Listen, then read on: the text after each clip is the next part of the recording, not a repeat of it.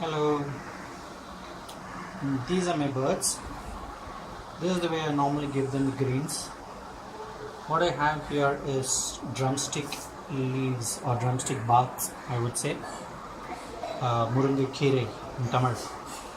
So I sort of tie them in the cage, so that gives them that, that sort of a natural habitat to try and pluck and forage themselves, and they love it. They love to do that. And this also ensures them that they get their regular supplies of greens as well as vegetables. So they sort of loved it, and also it's quite interesting to them as well to eat.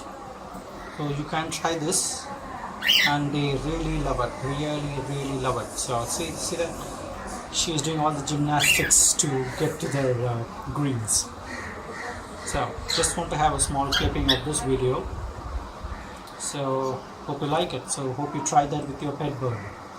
Remember, veggies and greens are most important, and giving to them in the closer to the natural environment will give them that add-on motivation to go and have it as they do it in the wild. All right, bye bye.